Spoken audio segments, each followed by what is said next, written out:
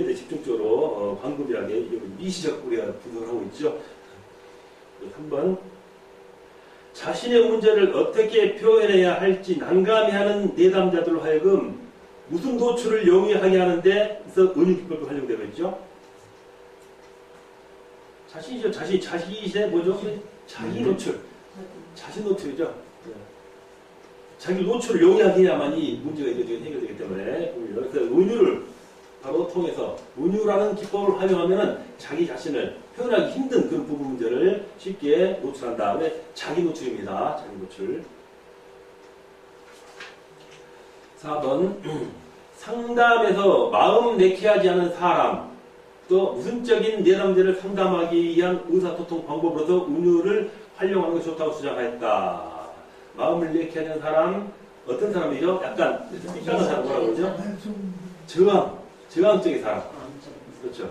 마음을 내키하지 않은 사람, 저항적인 사람들, 그런 내담자를 상담하기 위한 의사소통 방법이 또한 은유를 활용할 수 있다라는 것입니다. 아까 뭐 적대적인 사람들은 부분이 있었었죠. 그런 일종의 같은 동이 되겠어요. 여기서는 저항적인 것들이 되겠어요. 자, 5번. 은유 치료는 무엇의 상징적 의미에 초점을 맞추어 치료의 방편으로 은유를 사용하는 것이다. 은유라는 것은 어떤 글이 모여서 사용하는 걸 뭐라고 그러죠? 언어죠, 언어. 대화죠. 언어입니다. 언어죠. 언어의 상징적인, 우리가 말해서 그 상징적인 의지가 어떤 게 도입이 안 된다면은 은유를 사용할 수 없죠. 반드시 언어입니다, 언어죠. 6번. 아무리 훌륭한 상담 기법이라 할지라도 이것을 기독교 상담에서 활용할 수 있는 것인가에 대해서는 무슨적 기초를 포함하여? 맞습니다. 성경적 기초를 포함하여 기독교 상담의 검증을 통해서 적용 여부를 판단합니다. 자, 성경적 기초를 이해를 하고 있느냐, 그렇지 않느냐 하는 것 바로 기독교 상담의 아주 중요한 부분이라고 말씀하고 있는 것입니다. 자, 7번. 은유의 영어 단어 메타포는 맞습니다. 헬라에서 비롯된 말이다. 곁을 의미하는 메타와 옮기라는 의미의 페어로가 여기 제가 시험 전할 때가 참 마음씨가 좋아요. 딱 어자까지 붙여주고 뒤에 그 뭐랄까요 곁을 의미하는 그 좀 복잡하잖아. 인간 이런 것도 머리 아파하잖아. 그거는 내가 시험 전 답을 안 했어요. 일부러 튀어갔죠. 가장 쉬운 걸 냈습니다. 자, 8번. 구체적으로 은유는 내담자의 심리 상태를 무엇에 옮겨놓죠? 자신 상태를 비우죠. 어떤 것에 옮겨놓죠? 옮겨놓다고 그러는데 사물이죠? 사물 있잖아요. 사물에 내 심지어 여기서 사물에 옮겨 여러 가지 사물은 여러 개 있기 때문에 성경 안에 있을 수도 있고 우리 일상성에 통할 수도 있고 뭐 하늘도 되고 구름도 되고 동물도 되고 뭐 수만 가지 있겠죠. 자, 이런 것을 비교 즉 옮겨 놓음으로써 자신의 상태를 드러내는 것을 할 수 있다. 자, 그리고 9번. 데이빗 윌리엄스는 은유는 한 개인의 내면 세계와 공적인 외부 세계 간에 무슨 역할을 하죠? 잠깐만. 네, 맞습니다. 소도가. 자, 공통적인 어떤 그 문제가, 제재가, 의미가 서로 교류될 수 있는 부분이죠. 그런 수도관의 역할을 한다라고 비유를 했습니다. 10번. 일반적으로 언어에서 은유를 다루게 된 것은 어떤 인물이죠? 인물 하나 나왔었죠? 철학자? 철학자 하나 나왔었죠? 네, 아리스토텔레스죠? 아리스토텔레스가 바로 은유를 최초에 다뤘어요. 은유라는 것을. 학술적으로 다룬 것이죠. 철학적으로. 그때부터 어떤 그 하나의 은유라는 어떤 그 분야가 자리 잡기 시작했다라는 게 되겠습니다.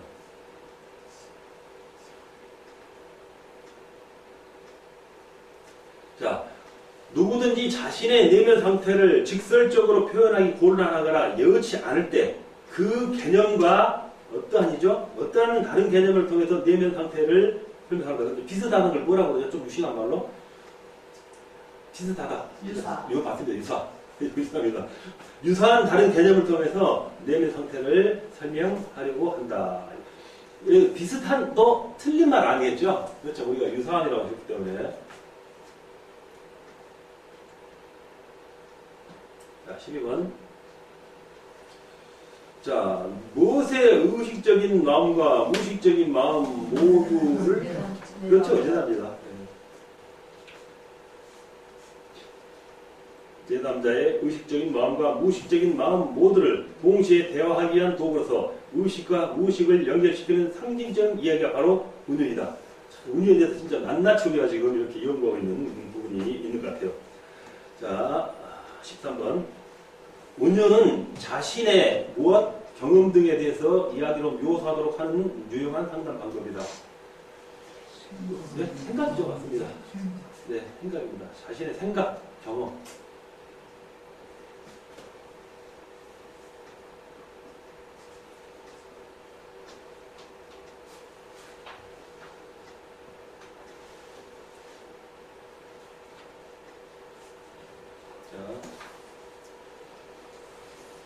자, 상담학에서 말하는 은유는 우리 아까 뭐 상담학적인 것 그리고 국어학적인 부분을 나눴다고 말씀드린 적이 있었죠. 상담학에서 말하는 은유는 국어에서 다루는 은유, 그렇죠. 직유 언어 기법이라기보다 그것들을 포함하는 상징과 비유 등을 이끄는 폭넓은 개념의 용어이다. 맞습니다. 직유입니다.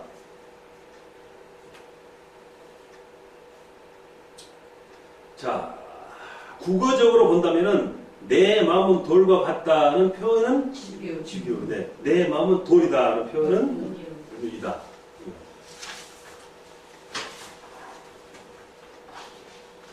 자, 16번.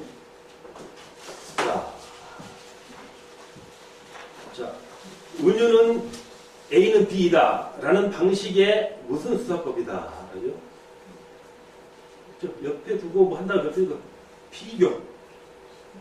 네, 비교. 어려운 단어 아닌데 어떻게 뭐 여러 가지 답이 떠오르죠. 그래서 말씀하기가 힘들 것 같아요. 비교 수사법입니다.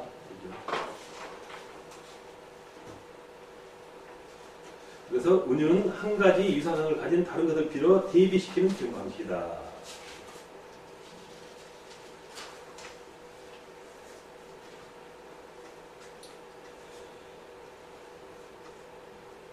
자, 10편 18빈경이죠. 자, 무엇은 은유적 표현은 여호와가 반석은 아니지만 반석의 의미가 여호와의 특성에 투사되어 그 특성을 이해한 것이다. 여호와는 나의 이셔라시오. 맞습니다. 여호와는 반석이다라는 말씀이시죠. 그 부분 쓰면 되겠어요.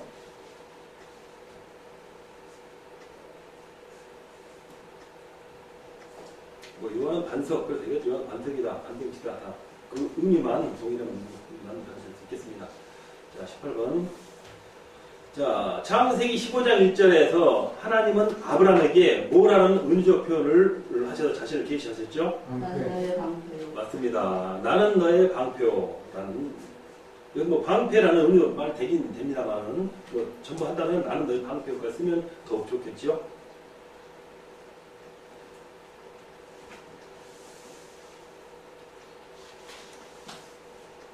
자, 하나님이 나의 방패라는 은유적 표현은 하나님이 친히 자신을 보호하심을 어떠한 사람만이 사용할 수 있는 은유죠? 맞습니다. 경험한 사람입니다. 경험한 사람까지 간에 이루어질 수 있는 은유입니다. 한 사람이 그 말씀의 내용을 경험하지 않았다면 바로 은유라는 방법은 사용할 수 없는 어떤 그 결과를 만들어낼 수밖에 없겠죠. 자, 20번. 반석, 등, 빛, 방패 등을 비롯하여 여호와 하나님의 특성을 반영한 수많은 은유들이 성경에 모사되어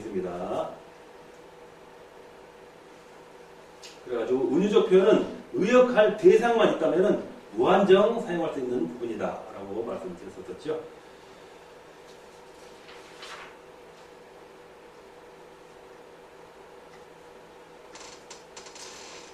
자, 성경 기자들은 그토록 많은 부분에 비유적인 표현을 사용하고 있는가 하면 이는 인간이 무엇에 대해 설명하고 이야기할 때는 그렇죠. 그것이 아무리 부적합할지라도 은유 외에는 달리 묘사할 수 없기 때문이라 어쩔 수 없이 그런 일반적인 어떤 비유를 쓸 수밖에 없었다는 것입니다. 하나님이 되겠습니다.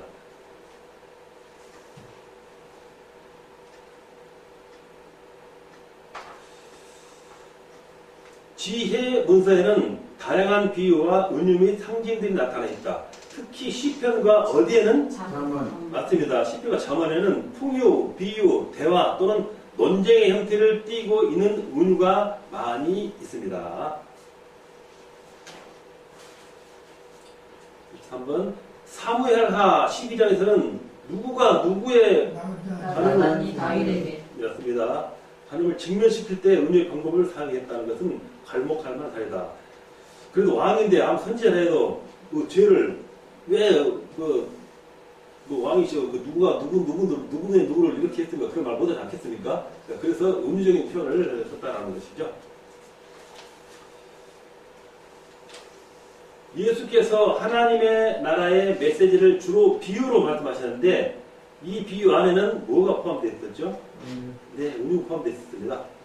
은유 안에는 비유, 직유 이런 모든 것이 포함될 수 있는 부분이라고 상담해주는 것이 한다고 해서 국어적인 표현은 또 세부적으로 또 달리 표현을 하는데 상담하기에는 통틀어서 우리가 은유 안에 포함을 시키고 있다. 예수께서 하나님의 나라를 메시지를 전할 때 이렇게 은유를 많이 사용했다라는 것이 되겠습니다.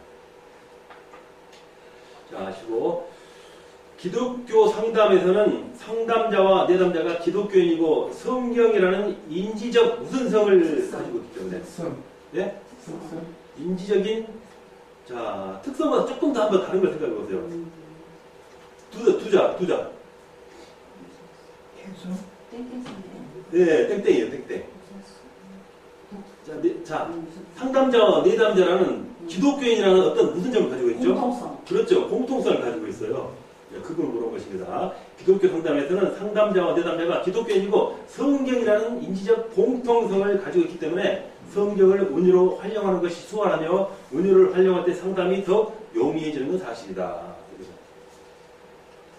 자, 기독교 상담에서 은유를 잘못 사용한 내담자들을 분석해 볼 때 무슨 질환의 여부를 측정할 정도로 됩니다. 정신질환의 여부를 측정할 정도로 은유는 매우 잘못되어 있음을 지적하고 있다는 것입니다.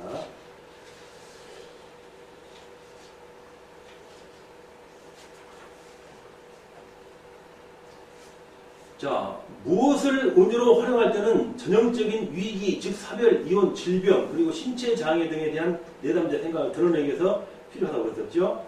이런 힘들고 어려운 어떤 그런 부분에 대해서 은유를 할 때는 이것을 은유를 할 때 좋다고 그랬어요. 여러분이 항상 가지고 다니시는 것, 가방에 넣어갖고 다니시는 것. 성경. 그렇죠.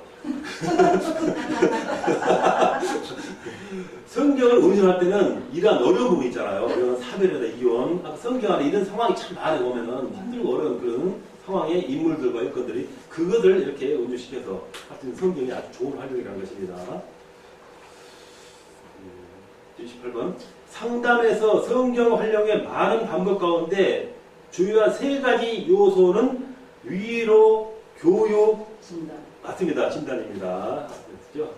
다시 은유를 통해서 바로 그 사람의 어떤 그 문제점을 진단할 수 있어야 한다고 말씀드렸었습니다. 자, 은유의 또 다른 사용은 내담자가 표현하기 곤란한 가족의 이건 좀 어려울지 모르겠는데 잠깐 읽고 넘어가는데 모순적 상황을 은유로서 드러내도록 하는 것입니다. 자, 기능인데 반대적 기능은 뭐라고 그러죠? 반대적 기능. 거꾸로 가는 기능. 예? 예, 맞습니다. 역기능. 맞잖아요. 예, 기능이라고 말씀드렸으니까 역기능입니다. 역기능.